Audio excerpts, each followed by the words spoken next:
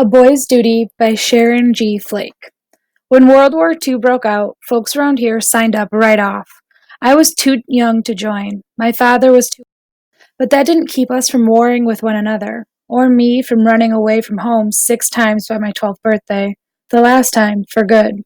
Truth is, I wasn't suited to live on a farm. My father blamed my teachers for my discontent. He ought to have blamed himself. Slaughtering pigs and wringing chicken necks did as much to chase me toward books as any teacher ever did.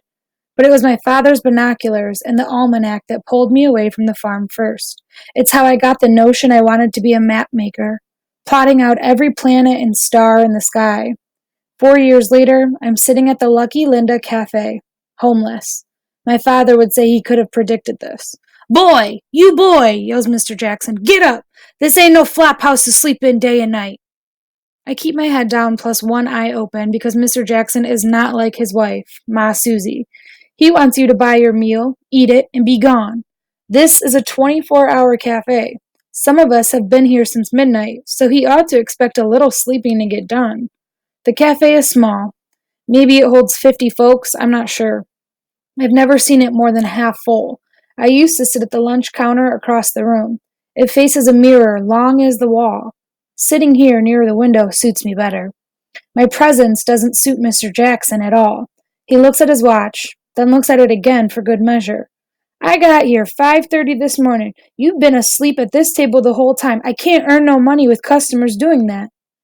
I sit up, knowing full well this isn't how he treats the other customers. They get served coffee at the regular price. I paid for my coffee, 2 cents extra, like always, and I gave her the tip. It's not true, but his wife nods like it is. One day it will be. Next week, I'm signing up with the Navy at the recruitment center across the street. I figure I'm plenty old enough, not that Uncle Sam or my father would agree. Uncle Sam says I need to be 17.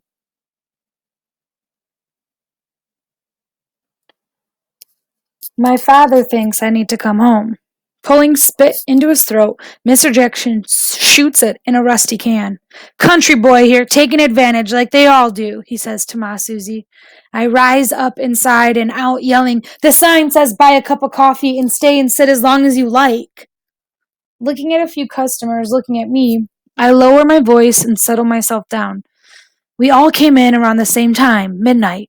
I'm pointing to the regulars. He played blackjack, the Navy guys played dice. I looked left at a man slicing cards faster than a butcher shaving ham. That one there was drunk before he sat down. You look past it all, only not when it comes to me.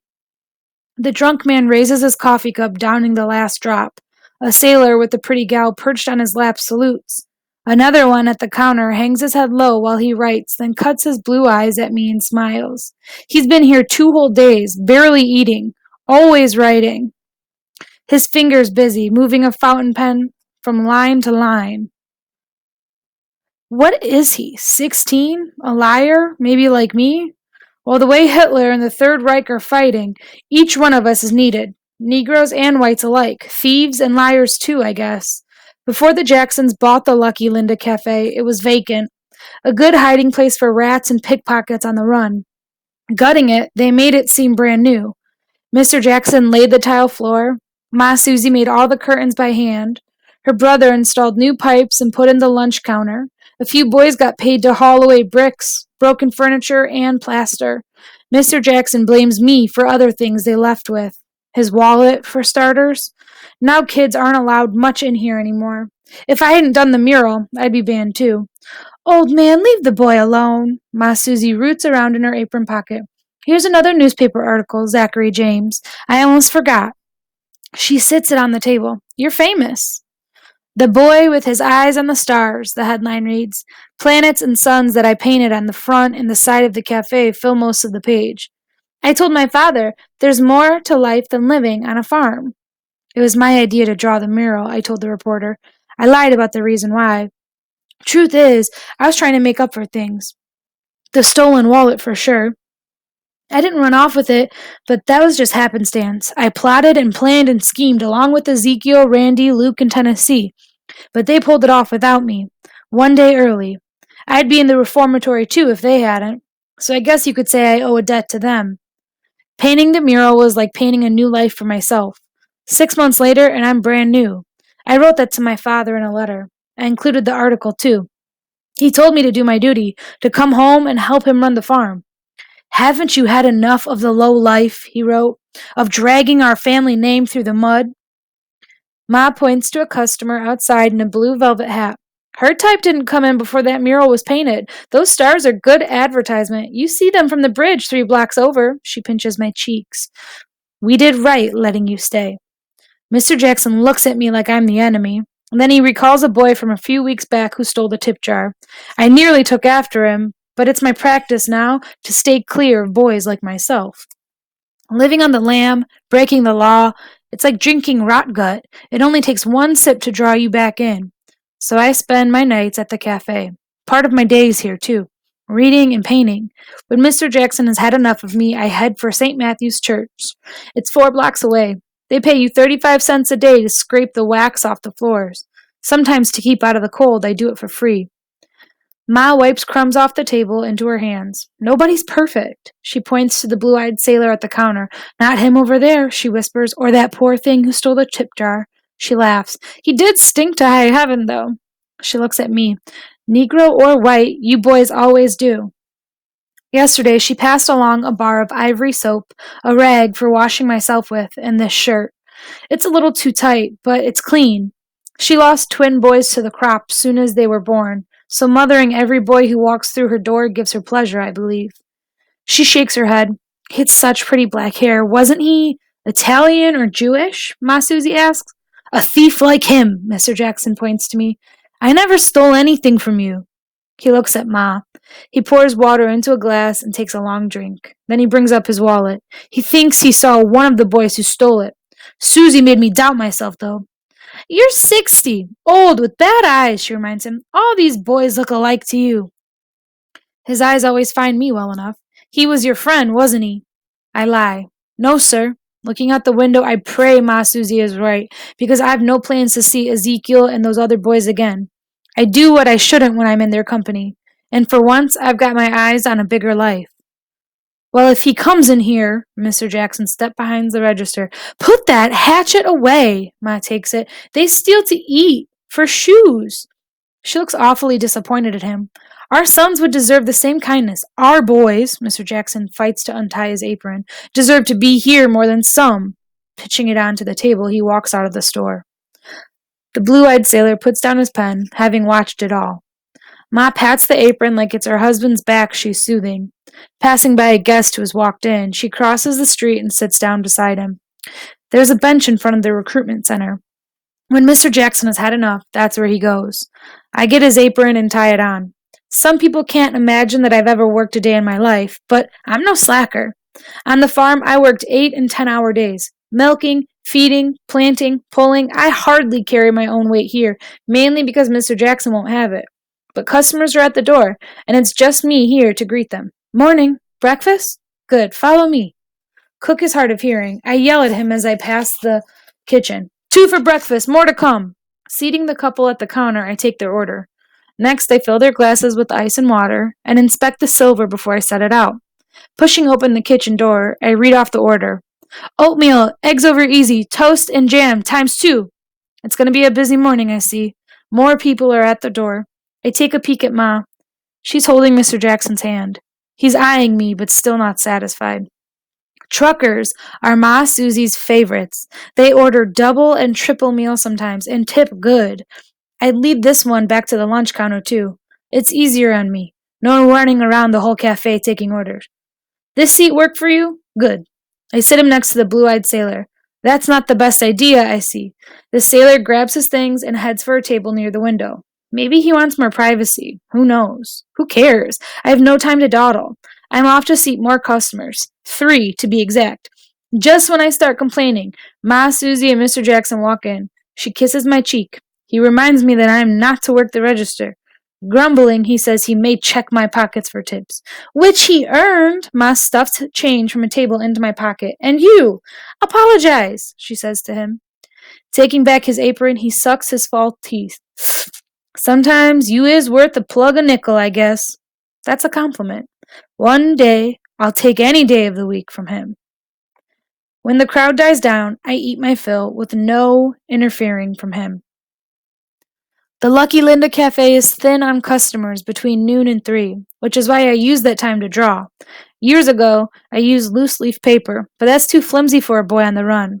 Now I paint on sturdy brown paper, the kind butchers use to wrap raw chicken in.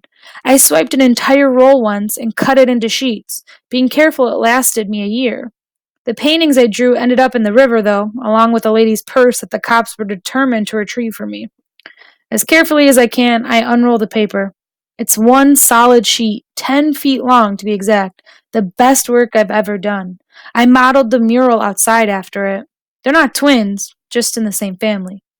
Excuse me, my paint is slipping off the table. Can I borrow those? The blue-eyed sailor hands me a sugar bowl and salt shaker to anchor the painting. Standing at attention in his dress whites, he takes his pea cap off. Jesus, the whole universe! For the first time, I notice blue ink on his fingertips. My chest puffs. Counting the Milky Way, there's 1,000 stars. He points to the Big Dipper, Orion's belt, a meteor purple tail dragging across the sky. I bring up my favorite planets, Pluto, the baby of the bunch. That's Saturn, a big show-off. It's got rings, all made of ice and rock. Then rings inside of those. The larger rings are each named for a letter of the alphabet. You know how many she has? I answer before he can speak. 7. One day I bet we'll get to the moon. Saturn, too. He doesn't laugh like some folks.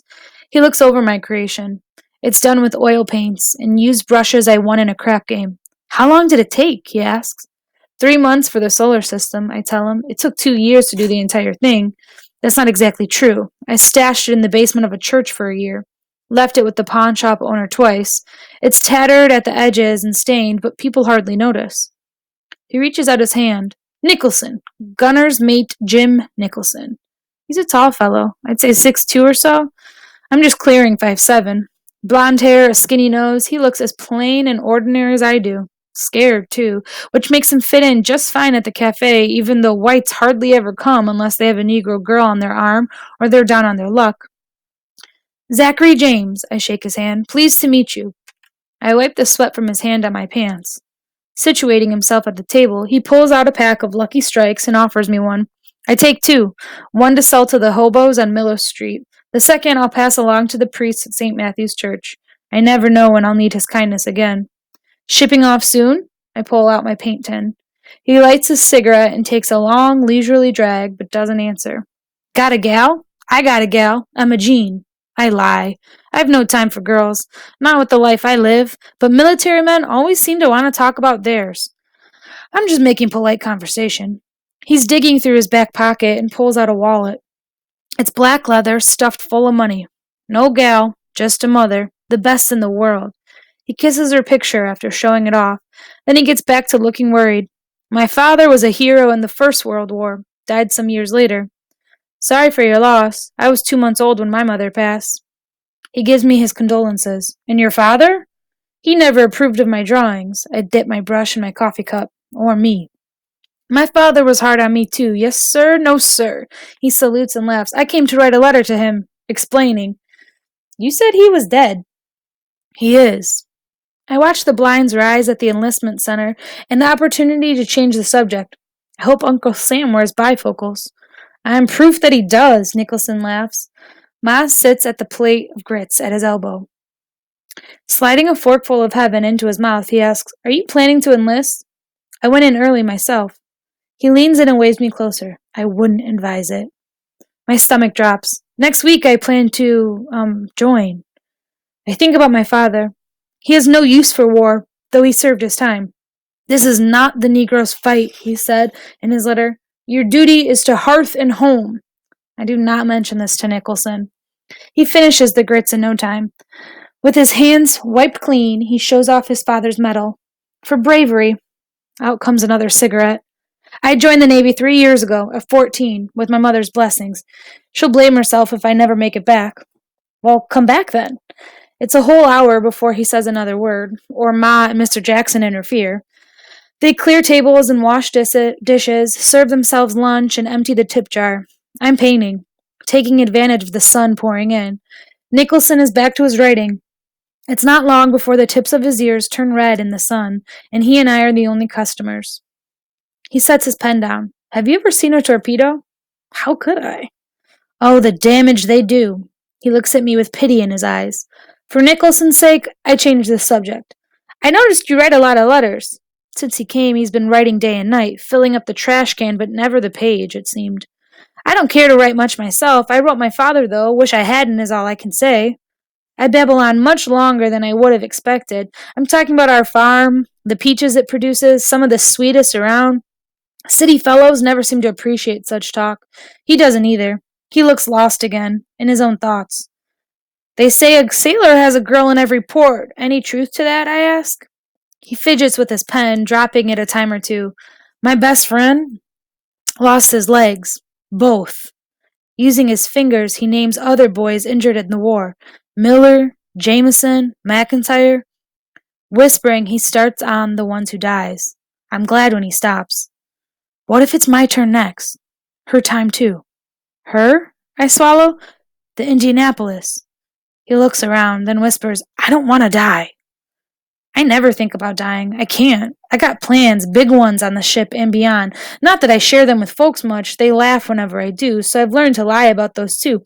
To color my dreams so small that people feel more comfortable. I pull a seat over and sit down. Sometimes it's better to run than fight. I look around the cafe as if I don't know it's empty. The soldiers and sailors all gone for now. Some fellows go AWOL, don't they? Saints alive! Ma Susie looks disappointed in me. We don't talk like that in here. No, sir. Ma pours coffee in his cup. We believe in the war effort. She's in the kitchen when he whispers, I think about Tahiti. What? Tahiti, where they have island girls. There's no girl prettier on earth. Closing his eyes, he talks about lying in the sun with a coconut drink in his hand. Why don't you go? Duty. Duty to my family and country. Sweat from his forehead drips onto the table. I came here to write, to apologize to my father for being a coward. I have not found the courage yet. He picks up a notebook and out comes a ticket to Tahiti. And what about the other boys? He seems to be talking more to himself than to me. I have a duty to them as well. What's a boy's duty to himself, I wonder? Ma Susie walks in between me and Nicholson, escorting two military men to their tables. She thanks them for their service. 'Cause for sure the Negro soldier will put an end to the Hitler once and for all. That Jim Crow, too. She puts two fingers up on each hand and makes a double V, the sign for victory at war plus victory over racism here at home. Then fills their cups with coffee. One of the men tips his cap Ma's way. The other cuts his eye toward the door when it opens. In walks a lady with a peacock-colored purse swinging from her wrist. Once she takes a seat, she sits it on the table like a prize. Nicholson and I resume our conversation. I mention the first teacher I ever lived with. She taught me about the Vikings and Columbus. For the first time, I tell the whole truth. Ever since, I've wanted to be a sailor, a quartermaster to be exact, charting the ship's course. I'll use the stars to guide my way. The Navy doesn't allow Negroes to do that. Not yet, but one day they will, and after I'm done, I'll go to school. Then I'll teach astronomy, maybe at Tuskegee, a colored university. My teacher said that one day scientists will get us to the moon. I plan to be one of them. For the first time in 2 days, he laughs. His eyes tear up. He holds his stomach. Doubling over, he apologizes. As soon as he gains composure, he bursts out laughing again. Soon, sorrow seems to fill his voice. Tahiti might as well be the moon. What? Colored or white boys, like us, never follow through, Zachary. He rips the ticket in two. The ship takes off tomorrow. Duty, right? Ma Susie likes to say that the devil is always set to unveil the truth about you. And no sooner than the soldiers leave and Nicholson's words settle in the air does the door blow wide open. A hurricane of boys rushing in. 4. My old friend Ezekiel among them. Heathens! Mr. Jackson reaches for the hatchet. The woman at the table reaches for her purse. Told you all last time! Losing his temper, he backs into Ma, knocking a pitcher of lemonade out of her hand. Susie, it's all your fault! With his shirt dripping wet, he takes off running. Some of these blasted boys can't be saved! The boys run in every direction. They jump over chairs and boxes, sliding across the floor like ice is underneath their feet. The oldest is younger than me by a hair.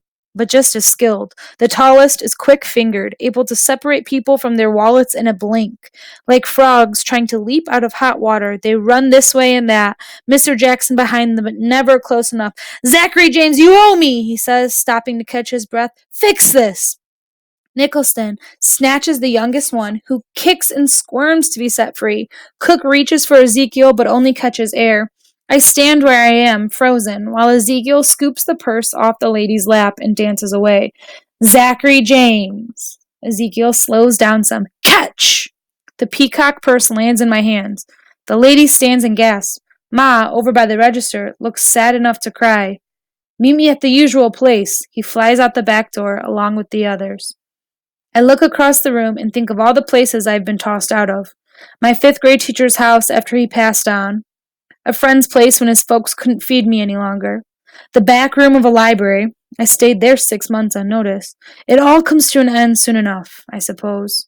Fixing my eyes on my creation, I swallow. Taking pictures of it in my mind's eye, I clutch the purse, an almanac, and take off running. "Told you so," I half expect to hear Mr. Jackson say. But like the blues, his words are sad and soft, filled with a bucket of tears. "Zachary James, stay." I stop. Everything stops, it seems. "Sorry." I look Ma's way, then walk out the front door. We always meet behind the pawn shop on 12th Street after we do a job. For the first time, I'm the last to arrive. They probably thought I wouldn't show up, that I'd keep the money for myself. "What took you so long?" Ezekiel wants to know. He never asks about Luke, the kid left behind. It is how it is. You lose a few along the way. Can't cry over spilled milk. "It's been 3 hours since I left the cafe. I spent all that time at the park thinking, they sent the cops after me." I lie. I hide a while. Sitting on a trash can, I wave flies away. Then I toss the purse to Ezekiel, who has his fingers shoved deep in one of Ma Susie's peach pies. "Found 2 on the back porch steps coolin'," he says. "Last one, have a taste." Passing what's left of it around, he unsnaps the pocketbook, then thanks me for my assistance. After he counts the money, he offers me the lion's share. It's how we've always done things. The person who takes the biggest risks gets the biggest reward. Holding out his hand, he waves $30 my way. I don't want it. He faces the back door of the pawn shop. "Get that telescope. It's been in the shop window for years. A few times when the store was open late, I got to use it." "And keep it where?" I sigh. Ezekiel hands them each a few bills. The rest get folded and shoved deep in his front pocket. The other boys finish their pie. I take the empty pans and wipe them clean on my pants. She likes these back. Walking over to Ezekiel, I warn him, "Stay away from them. They're good people." Ezekiel was the first person I met when I came to the city. I had no coat or shoes on my feet. At night, I slept on the cold ground. He showed me the ropes and listened to my stories about the stars and beyond. More than once, I can say. I owe him. He squats down to tie the younger one's shoes. "Didn't expect you to be at the cafe. I heard you left town." He stands up. "Wish you had." He looks at the sky. "Is it true?" "You ask me all the time. Sure it is." "The sun is really that far away." We all stare up, watching the sun going down. 93 million miles. Randy, the youngest one now, sits on the ground, clutching his knees. I watch maggots squirming in the water not far away. I look up to the sky. Then I find a stick and show Randy where he can find the Big Dipper, the Great Bear. An hour later, he can name the planet that's farthest away. "Pluto, right?" He smiles. "Right." We sit in the alley in the dark under the lights. Ezekiel rolls dice, eventually winning back most of the money he shared. "I thought the judge gave you 2 years," I say to Ezekiel. "He did." He pulls up his shirt to show me his back. A scar runs from his shoulder to his tailbone. 65 stitches, he admits. Put there by a doctor who still needs schooling, I'd say. Got it in a knife fight in reformatory. It took 3 months to heal. I ran off after the doctor took the stitches out. His eyes lose their sparkle when he says, "Wouldn't you?" I nod. Randy wanders away. They'll spend their money on candy, I bet. Not Ezekiel. He pulls his shirt over his head. "I need a nap," he yawns. Later, we'll go up under the bridge. I got a pallet there. A blanket for you, like always." A few minutes later, he's snoring. I think about my mural. Then I decide not to think about it. I look around the alley instead. The maggots gave up, I see. but the flies haven't. They stick to my sweaty skin, aim for my lips and ears. I give up on swatting them and head for the pawn shop. From the sidewalk, I can hear the owner quarreling. A woman wants more money for her pearls than he is offering. The words they used once they got my mouth washed out with soap.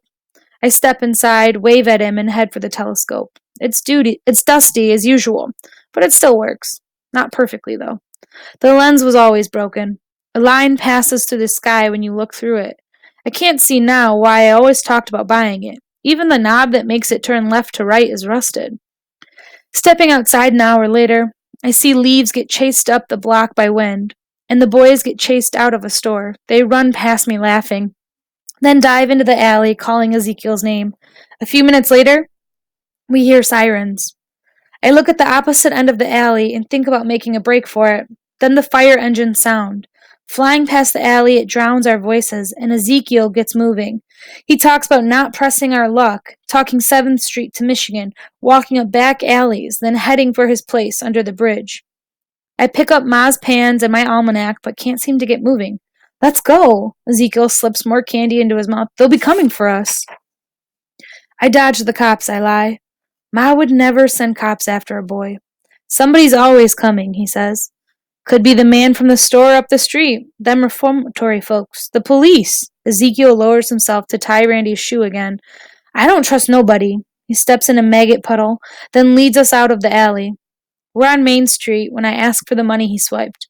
$1, that's all. Only $1? That's it? It's your loss. He hands it over. Using a pencil from my pocket, I write down my father's address. He could use a farmhand. He'll drive you hard, but you'll get paid well. It might work in your favor if you don't mention you know me. The others fix their eyes on me. I don't know what to tell them. My father's not the type to take a whole crew in. Ezekiel folds the money neatly, slides it into his breast pocket, gives it a little pat, and then squats. He brings up the boy we left behind. You think Luke's going to be all right? Randy, climbing onto his back, doesn't notice the heavy load. Why wouldn't he be? You trained him, didn't you? Ezekiel looks up and down the street and begins walking. I head in the opposite direction. Scarcely able to keep up with my own feet, I run for miles. Out of breath, I stop at the bridge, blocks away from the cafe. Looking down, I see pallets and people, trash cans spitting fire. Crossing the bridge, you can see the cafe plain as day, along with a man on a bench. Mr. Jackson, for sure. I take my time getting to him. Sit, boy. He has a bat in his hand. I saw him kill a rat with it once. I'll stand, sir, if you don't mind. Peering across the street at the cafe, I see a few of the regulars. Is Ma Susie here? He sounds tired, older than usual. Send her home. He leans the bat against the wall. Of course, she took that blasted boy with her. He takes the pie pans from me. She don't know. You can never replace what's lost. I think about Ezekiel replacing me. He can't, I guess, but maybe he doesn't want to. I sit down and rest on the far edge of the bench. Maybe she only wants to help boys get back on their feet. I slide in closer. I plan to join the Navy, Mr. Jackson. Go to college, live my dreams. I have a right to do that, don't I? He doesn't say a word. I bring up Nicholson, to clear the air between us mostly. Did he go with Ma Susie? He jumps up. He better not, Ad, and then settles himself back on the bench. Tahiti, your generation, Negro or white, got sawdust for brains. Smiling, I think about Nicholson with them girls. Quit that smiling, you ruined my day. He's up now, grabbing the bat. I'm sorry, I didn't mean to. Sorry don't always do. What about that woman's money? He says, bringing up the stolen purse. I'll pay it back from my sailor money. He walks to the curb, prepared to cross the street. How many years will that take, boy? I got no answer for him. He rubs his shoulder, crosses the street, stopping in front of the mural. Ma made me pay that woman, even for her purse. I'm thankful. You're indebted to me, that's what you are. Opening the cafe door, he asks, What made you come back? The police could have been here. I look at my name written in cursive at the bottom of the mural. I left things here. He steps inside first. You left a mess is what you did. I told Susan I ain't his butler. You boys. He grabs a coffee pot, heading for the kitchen. He talks about making a fresh batch of coffee. I sit down at my regular table. With my hands behind my head and my feet up, I stare outside at the moon. A boy's got a duty to hold on to his dreams, I think.